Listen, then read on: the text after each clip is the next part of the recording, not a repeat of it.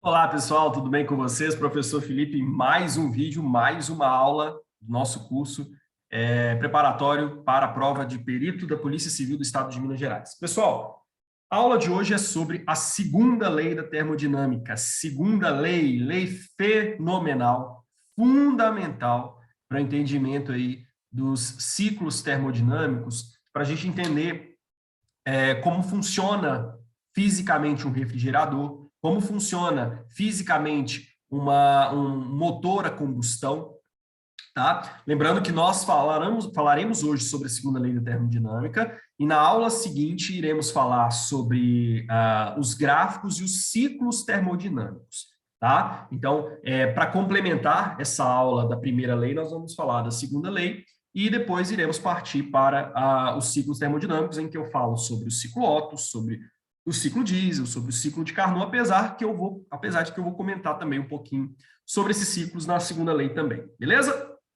Então é isso, pessoal. Fiquem aí que vocês vão entender de uma vez por todas essa segunda lei da termodinâmica. Pessoal, na primeira lei da termodinâmica, eu disse para vocês que a base fundamental dela é o quê? Variação de energia interna é igual ao calor menos o trabalho.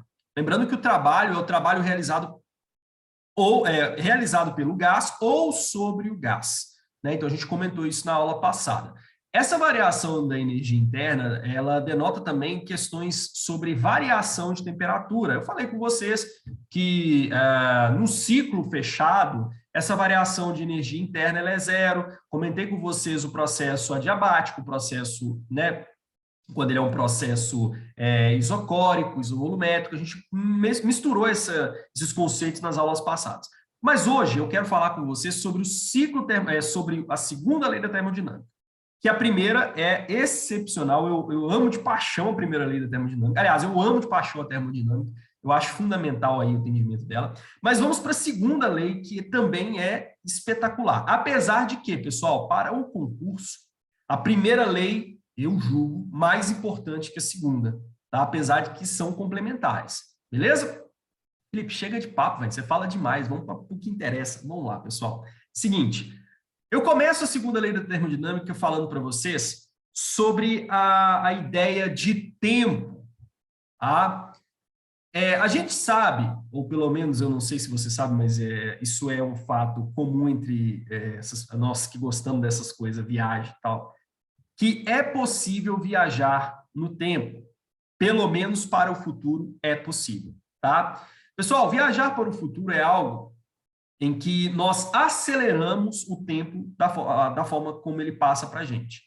Então, ir para o futuro é algo que já é um negócio assim muito tranquilo na física atual. A gente sabe que, por exemplo, os GPS, eles funcionam de forma que o tempo todo tem que ficar regulando o relógio deles, porque eles estão, em tese, indo para o futuro. Então, ir para o futuro é algo natural e tranquilo. A gente já é aceitável essa ideia. Agora, voltar para o passado, Felipe, é possível? Na verdade, a segunda lei da termodinâmica nos diz que, a princípio, não. Embora tenha umas correntes e tal, e tem umas linhas lá na física moderna que nós não vamos entrar nesse mérito, tá? Provando que há a possibilidade, mas para a gente aqui, física básica, ciclo básico, não há essa possibilidade. E uma das travas para a gente poder ir para o passado é justamente a segunda lei da termodinâmica. Explico por quê. Pessoal, suponhamos a seguinte ideia, tá? Não, é mecânica, mas eu vou misturar com a termodinâmica para vocês entenderem a ideia. Pessoal, suponha o seguinte, eu tenho essa garrafa aqui, tá? Deixa eu até baixar um pouquinho a câmera para vocês verem. Essa garrafa aqui, e ela vai simplesmente, devido à ação, vamos supor, livremente, tá? Vamos supor que fosse livremente. Ela iria cair, beleza? Caiu aqui. Ela caiu por quê, Felipe? Porque a ação da minha força, a gravidade puxando ela voltou ao estado, ela veio para cá. Então, ela pegou e caiu.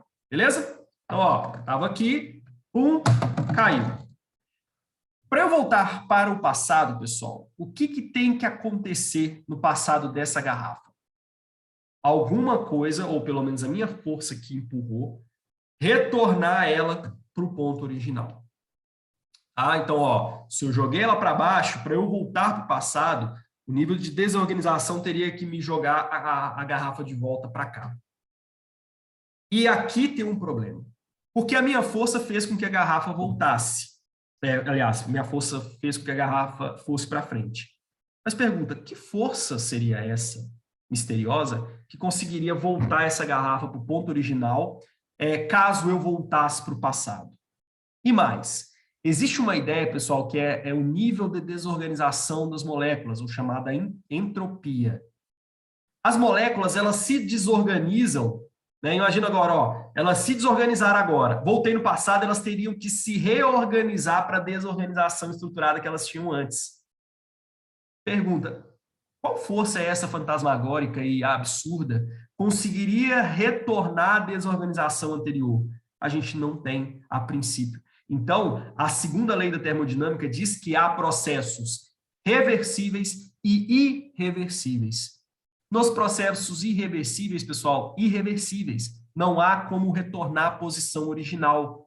Esses processos, pessoal, é que nos informam assim, olha, até tem como você ir para o futuro, mas para o passado, dificilmente você consegue. Porque para voltar exatamente para aquele passado, eu teria que ter uma desorganização das moléculas da maneira que existia antes. E isso é, em tese, impossível, tá? Só que, pessoal, lembra que nós estamos na termodinâmica. Nós não estamos falando, por exemplo, de garrafa caindo, de garrafa subindo, né? Nós estamos falando de quê? De calor, temperatura, trabalho. Então, eu vou voltar esse conceito que eu falei para você de reversível e irreversível para conceitos que nós estamos estudando agora. Vou dar um exemplo que você vai entender perfeitamente a ideia da segunda lei da termodinâmica. A gente não entrou ainda, tá? O que é a lei da termodinâmica? Eu só estou mostrando para vocês o que é processo reversível e irreversível. Suponha que eu tenho essa tampinha aqui e que eu pego uma parede de reboco, aquela parede assim toda estragada, tá, pessoal? E faço o seguinte processo com essa tampinha, ó. Eu pego ela, ó, e começo a passar na parede com reboco. Ah, passei, pá. Ela ficou quentaça. Por quê? Eu transformei trabalho meu, tá? Em parte, né, no caso dela, em calor, tá? Agora vem a pergunta, isso é um processo reversível ou irreversível? Como assim, Felipe? Pessoal, é possível eu pegar o calor total gerado na tampinha e transformá-lo em trabalho e retornar o meu braço para aquela condição que ele fazia antes? E aí? De novo, peguei a tampinha, no ponto de reboco ali e tal, não sei, gerou um calor filha da mãe. Será que é possível pegar esse calor da tampinha e transformá-lo totalmente em trabalho e a minha mão voltar à posição original? Vamos pensar. Primeiro, é possível fazer isso livremente? Não, não é possível. Tá, pessoal? Livremente falando, não é possível pegar o calor e transformar ele em trabalho para minha mão. Livremente, assim, ó, pegar simplesmente o calor, voltar para minha mão, começar a voltar a fazer isso aqui. Não é possível. Eu teria que construir uma máquina, a partir dessa máquina e desse calor gerado na tampinha, retornar o trabalho para minha mão. Pergunta, pessoal, será que seria eficiente? Óbvio que não. Porque esse processo é um processo irreversível. Eu não consigo transformar todo o calor da tampinha em trabalho para a minha mão novamente. Pessoal, isso já nos dá uma pista do que é a tal da segunda lei da termodinâmica. Porque eu teria que construir uma máquina para transformar aquele calor da tampinha em trabalho para a minha mão. Galera, pergunta. Eu conseguiria transformar 100% desse trabalho, desse calor, em trabalho para minha mão? Resposta, não. Por quê? No mundo, no universo, a princípio, não há nenhuma máquina térmica 100% eficiente, já dizia Carnot. Pessoal, as máquinas, elas têm no máximo 99% de eficiência, as máquinas teóricas, que é a eficiência de Carnot. Tá? Então, pessoal, a máquina mais eficiente do planeta, do universo, é a máquina de Carnot. E ainda assim, ela não tem 100% de eficiência. Ela chega a, no máximo, 99% de eficiência. Tá? É máquina teórica, porque, pessoal, se pegar na prática, esse número, assim, ele é destruído. Não é assim. Mas aí vem o ponto da segunda lei da termodinâmica, que diz que no universo, não há 100% de eficiência para as máquinas térmicas, tá? Ou seja, eu não consigo transformar 100% do calor em trabalho.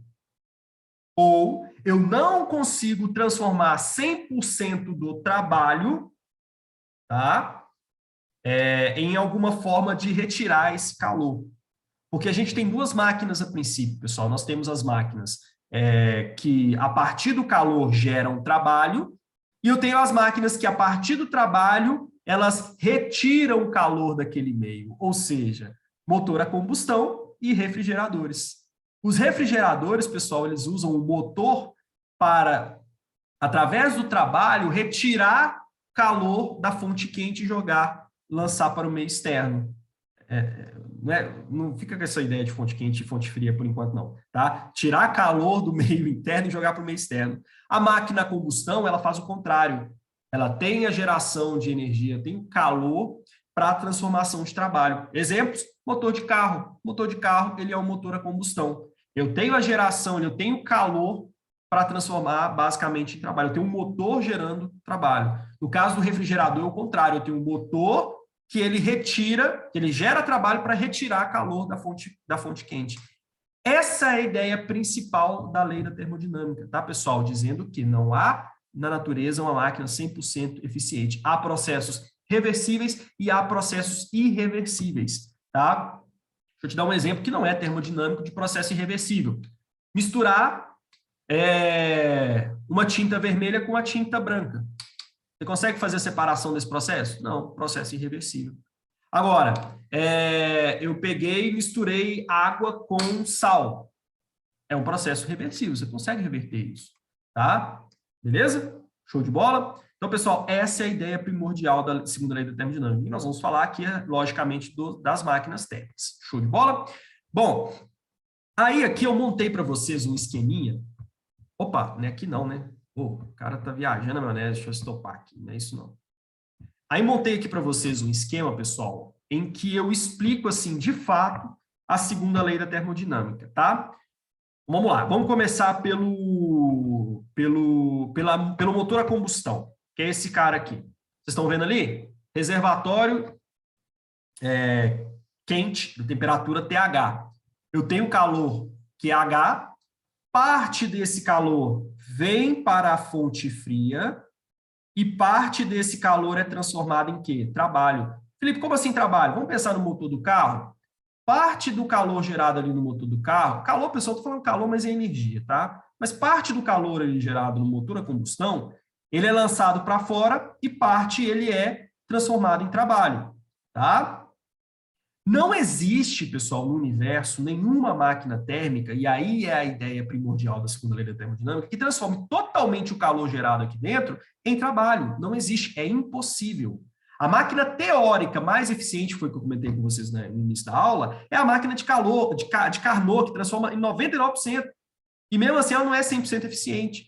Ah, eu falei, por quê? Daqui a pouco eu explico, tá? Lá em ciclos termodinâmicos eu explico isso aqui. Mas, de fato, parte do calor gerado pelo motor a combustão vai para uma fonte fria. Felipe, no caso do motor de um carro, que fonte fria é essa? Pessoal, o motor de um carro ele tem um sistema de arrefecimento, que é basicamente o líquido lá dentro de arrefecimento que fica passando dentro do motor.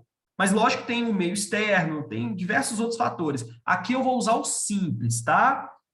Pessoal, o que acontece? Parte do calor vai para o sistema de arrefecimento, parte é transformado em trabalho. Né? Tem parte também que vai para o meio externo, enfim, outros pontos. Mas o fato é que eu não consigo transformar 100% isso aqui, tá? Beleza? Agora eu vou fazer uma separação entre dois tipos de aspiração, tá? Para te mostrar eficiência de dois tipos de motores. O motor com aspiração natural, que é o motor da maioria dos veículos atualmente, tá? Não estou falando dos novos, não. E o motor turbinado, tá? Que é aquele que tem uma aspiração um pouco diferente. O motor a aspiração natural, pessoal, ele simplesmente pega o ar, né? Ali, ar, combustível, tal, faz todo o sistema, expele o gás. Ok? Esse é o motor natural. Então, ele transforma o calor ali dentro, trabalho, parte para a fonte fria. Já o motor turbinado, ele reaproveita parte do calor que vai para o meio externo, tá? Parte desse calor volta para a fonte, ok? Que é basicamente o que acontece em certas usinas, ok? Certas usinas fazem esse processo, retornam parte do calor para cá. Uai, Felipe, então, mano, se eu voltar 100% desse calor para cá, eu vou ter uma máquina perfeita. Ô, pequeno gafanhoto, você não acha que os caras já pensaram nisso? Já, pô. E é óbvio, deu certo? Não, não dá. Por quê, pessoal? O princípio de funcionamento de uma máquina térmica é você perder parte dessa energia e parte ser transformada em trabalho. Não há como, pessoal, reaproveitar 100% da energia que foi lançada ao meio externo. Não há como. O motor turbinado, ele faz isso com parte da energia. Tanto é que ele é mais eficiente por isso, tá, pessoal? Inclusive, isso retorna em eficiência. A gente pode pegar aqui vamos pegar aproximado, não me marretem se estiver errado, tá? Porque eu não vou pesquisar, não é o foco da nossa aula. Mas o rendimento de um motor aspirado, vamos supor que fique na casa dos 25%. Esse valor, pessoal, eu estou colocando pelo que eu lembro quando eu fiz curso técnico, eu fiz técnico em mecânica, então eu lembro mais ou menos que era esse valor. O motor turbinado, ele deve ter uma eficiência na casa dos 29%. Por quê? Porque parte do calor que ele libera ao meio externo retorna para o motor. Ai, Felipe, mas não é calor, é o ar. Galera, relaxa. Estou falando fisicamente falando, a base, tá? A base. Eu estou falando de calor, temperatura e energia só. Não estou falando de ar, combustível, estou falando da física em si. Parte desse calor volta para o motor, tá? Então, por isso que a eficiência dele é um pouco maior. Vamos pegar dois exemplos? Um UP TSI, tá? E um Ford Ka 1.5. Um Ford Ka 1.5, ok? Pessoal, a potência dos dois motores é igual. Só que o UP TSI tem um motor com a litragem de 1.0, enquanto que o Ka tem uma litragem de 1.5 cilindradas. Litragem, a gente fala litragem, mas é cilindrada. Olha para você ver a diferença. E esse cara tem 110 cavalos e o outro também tem 110 cavalos. Com a diferença que o UP TSI é bem mais econômico que o Ka 1.5. Mas por quê? Eficiência do motor. O motor é mais eficiente, pessoal. O motor turbinado, ele é mais eficiente mesmo que o motor aspirado naturalmente, né? Tanto que hoje em dia é tendência, os motores estão vindo para serem turbinados, aspiração por intercooler e tal. Os motores aspiração natural estão caindo em desuso, porque eles são menos eficientes. Eles simplesmente aspiram o ar, joga lá dentro, transforma em trabalho parte dele, o calor vai para fora e pronto. Já o turbo não, eu tenho mais eficiência mesmo, tá? Agora, Felipe, qual que é a desvantagem? Aí já é uma desvantagem prática. O motor a turbo, pessoal, ele, em tese, a princípio, ele tem uma manutenção um pouco mais cara e é um motor mais caro de ser construído. Por quê? Porque eu tenho que ter cilindros mais resistentes e coletores e coisas a mais resistentes do que o motor aspirado naturalmente. Então, o que você ganha em potência, o que você ganha em economia e litragem menor, você perde em gastos, porque você tem que criar coisas mais resistentes e manutenção também, que é mais cara. Fato é bem mais caro, tá? Show de bola, mas não é fato, essa curiosidade mesmo da nossa questão aqui. Para você entender essa ideia, tá? De que tem aí a eficiência desses motores, tá? E aí, na prática, Felipe, como é que a gente calcula a eficiência de um motor? Vamos lá, né? Porque vai precisar, tá, pessoal? Eficiência de um ciclo termodinâmico. Felipe, como é que eu faço a eficiência de um ciclo termodinâmico? Vamos lá que eu vou te explicar, tá? Não é um ciclo termodinâmico, né? De uma máquina térmica. Vou te explicar. Pessoal, a eficiência pode ser de duas maneiras, tá? Mas, a princípio, a eficiência galera, o que esse motor quer fazer? O que esse motor termodinâmico quer fazer? Ele quer transformar o calor em trabalho, correto? Então, olha só o que eu vou fazer.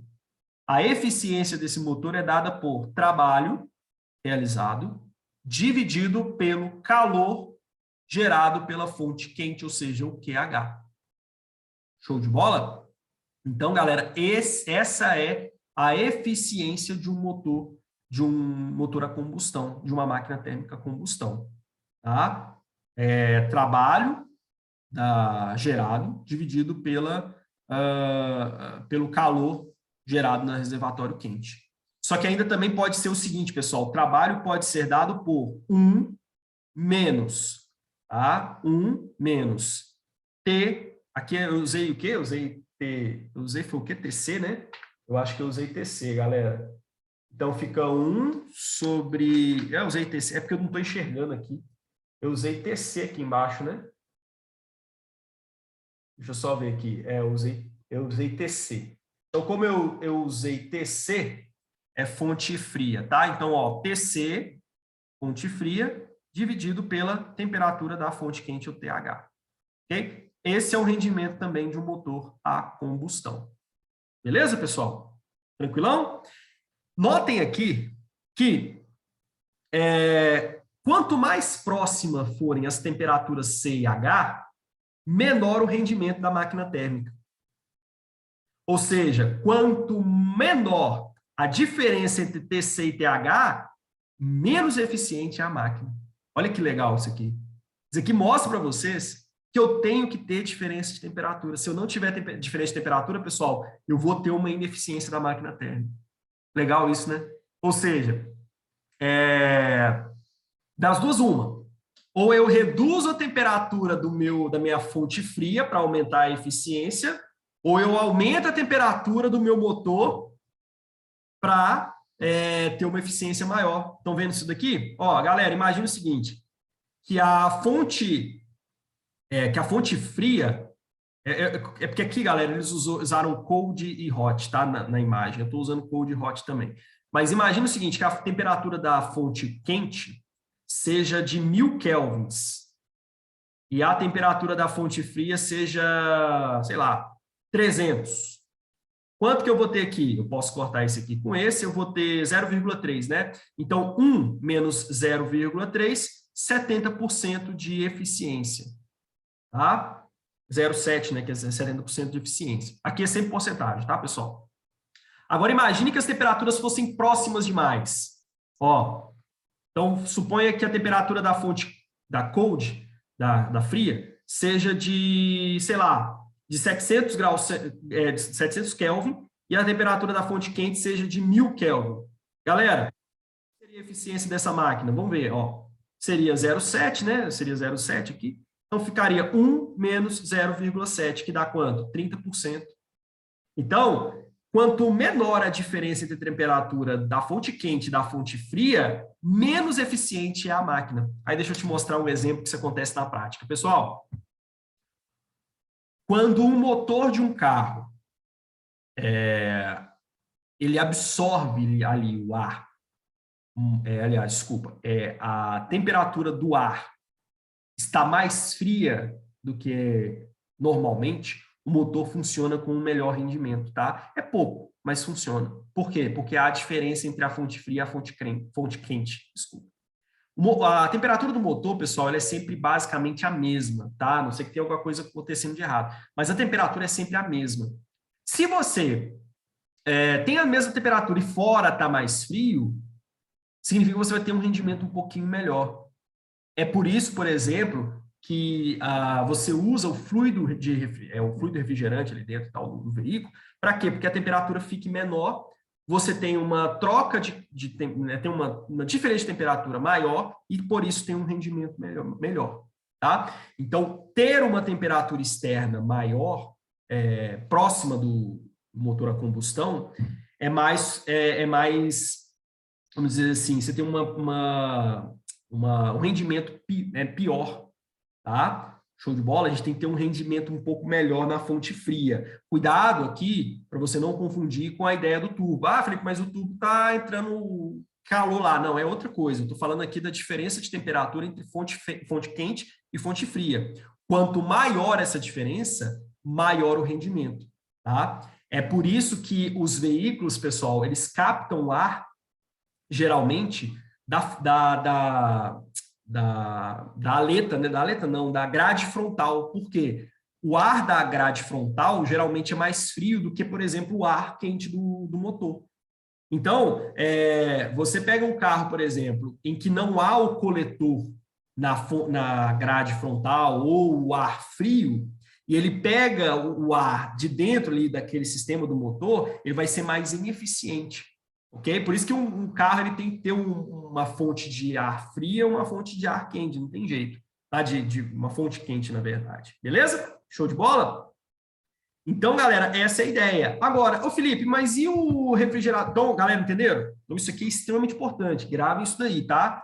Trabalho sobre fonte de calor quente, dividido por calor quente, vai dar o rendimento. Ou 1 menos a temperatura da fonte fria, dividido pela fonte quente, tá? Eu usei TC e TH, pessoal, porque é o que está no desenho. Mas tira print da tela, que vocês vão entender aí bem quando forem fazer exercícios. Esse é o fato. Ah, outro fator curioso aqui, ó. Foi até o que ele comentou aqui, ó. Pessoal, o trabalho, ele é igual ao calor da fonte quente mais o calor da fonte fria. Ou, né, no caso, em termos módulo, o calor da fonte quente menos o calor da fonte fria.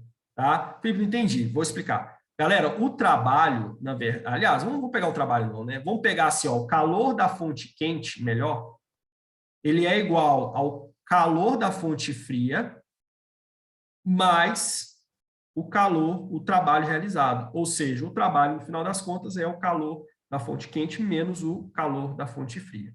Tá? Show de bola? Não se esqueçam disso daqui também. Então, esses são os meandros aí dessa segunda lei da termodinâmica. Tá? Agora, ô Felipe, se for um refrigerador, a ideia é muito parecida, pessoal. Só que aqui agora, o que acontece? No refrigerador, eu quero o processo inverso. Eu quero realizar trabalho, tá? Eu quero realizar trabalho para retirar calor de uma fonte e levar para uma outra fonte, que é o caso do refrigerador. Eu realizo o trabalho, tá? Para retirar calor do interior da geladeira, mandar para o meio externo e resfriar aqueles alimentos. O refrigerador, pessoal, faz o processo inverso, tá? No motor a combustão, eu tenho calor gerando trabalho. Aqui eu tenho trabalho para retirar o calor. É assim que funciona na sua geladeira, é assim que funciona no seu refrigerador, é assim que funciona no ar-condicionado. O ar-condicionado, o refrigerador, geladeira, eles têm um motor. Esse motor, pessoal, ele funciona para quê? Para o processo inverso. Eles têm um trabalho ali, gerando um trabalho para tirar o calor do meio interno. E aí eu também tenho que ter o quê? Diferença de temperatura, diferença de calor, né? Eu não posso ter, por exemplo, uma fonte fria em 2 pontos. Não, eu tenho que ter diferença de temperatura. Beleza? Então, eu tenho que ter essa diferença para que a gente tenha aí refrigeração do sistema, tá? É por isso que ali, né, no caso da geladeira, você tem Porque é o seguinte, pessoal, a geladeira, o refrigerador, o ar-condicionado, eles não cedem frio para o ambiente, não. Cuidado com isso, viu? Porque você fica assim, tá vindo um ar frio lá do ar-condicionado, ele tá mandando frio para dentro do ambiente. Fisicamente não funciona assim. Fisicamente, pessoal, o ar-condicionado está retirando o calor do ambiente e jogando para fora. Lembrem-se do princípio básico da termodinâmica. Não há fluxo de calor, lei zero da termodinâmica, do meio mais frio para o mais quente. Isso é impossível. Eu só consigo tirar calor do meio mais quente e mandar para o meio mais frio. Não há como mandar frio do meio mais frio para o meio mais quente. Não. Tá? Não há isso, pessoal. Não existe isso de fluxo de frio. Só existe o fluxo de calor, que é do de maior temperatura para o de menor. Então tá lá, o quarto quentão, né? Um inferno, um forno. O que vai acontecer? Eu vou tirar o calor daquele ambiente e jogar para o meio externo. Através do quê? Do trabalho gerado pelo motor ali dentro. Tem um gás, tá, pessoal? Lá em ciclos termodinâmicos, quando eu falar de ciclo diesel, ciclo Carnot, ciclo Otto, e falar também de refrigerador, eu explico com mais detalhes. Mas, a princípio, o que você tem que entender? Que o refrigerador, ele é um motor que ele tem um trabalho realizado ali que vai retirar calor do outro meio e mandar para o meio externo. Tá? Então, até trabalho fazendo retirar calor do meio interno e jogar para o meio externo. É essa a ideia do refrigerador. A diferença aqui, pessoal, é a função. Enquanto no motor a combustão eu quero gerar trabalho, aqui eu gero trabalho para tirar calor. Então, dessa forma, o rendimento a gente vai chamar de beta, tá? Rendimento do refrigerador. Esse rendimento é o quê? Galera, ele é o seguinte, a gente aqui está gerando trabalho, não está? Então, aqui a gente está gerando trabalho para retirar o calor. Dessa forma, eu vou ter o quê? Eu vou ter o calor da fonte fria, tá? Que é, no caso, o QC, tá? O calor da fonte fria dividido pelo trabalho realizado. Aqui já é diferente. Por quê? Porque aqui eu quero tirar o calor. No caso, do interior do refrigerador. Então, é o calor tirado ali do interior do refrigerador, o fluxo de calor, dividido pelo trabalho. Então, o rendimento, pessoal, é diferente, tá? Não se esqueçam disso, ok? Outro fato, o calor retirado do interior, mais o trabalho realizado, pessoal, em termos modulares, é igual ao calor que foi lançado ao meio externo. Mas lembrem, eu não consigo ter aqui um rendimento de 100%. É a base da segunda lei da termodinâmica. O rendimento desses caras sempre vão ficar abaixo de 99%, tá? É sempre assim, viu, pessoal? Abaixo de 99%. Você fez sua conta, o seu rendimento, ou vamos pôr o beta também, né? Você fez sua conta, o rendimento deu 1, já pode correr, tem coisa errada. O rendimento tem que estar sempre abaixo de 99%, ou seja, tem que dar 0,9, pode dar 0,8, pode dar qualquer valor, mas seja abaixo de 99%. É o ciclo mais como é que eu posso dizer? É o ciclo mais eficiente, que é o ciclo de Carnot, tá? Fora esse ciclo, não existe isso, beleza? Show de bola? Então, pessoal, é essa a ideia, tá? Ah, Felipe, tem o beta também para quando a gente tem essa variação de temperatura aí, no caso do calor? Tem também, tá, pessoal?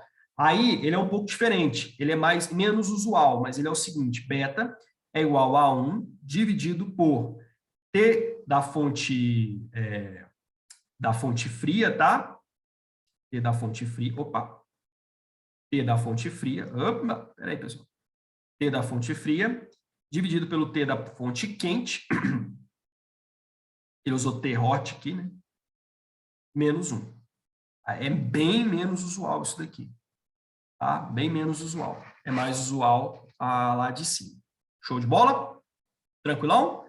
Então, pessoal, vamos fazer exercício disso, que eu acho que o mais importante agora, né, com os conceitos de segunda lei da termodinâmica e de primeira lei da termodinâmica, é fazer exercício. Então, explicada a segunda lei da termodinâmica, vamos pular para os exercícios para entender de uma vez por todas como é que resolve o exercício desse negócio de termodinâmica, que põe muita gente doida, tá? E aí, depois dos exercícios, a gente pula para ciclo Carnot, ciclo diesel, ciclo Otto, refrigerador, e aí a gente fecha essa bendita dessa termodinâmica, beleza? Ah, não, eu estou falando de exercício, mas eu tenho que explicar ainda como é que funciona gráficos. Então, depois dessa aula, na verdade, não é exercícios, aí tem a ideia de gráficos, aí sim eu pulo para os exercícios. Aí eu ponho tudo numa mesma aula, tá?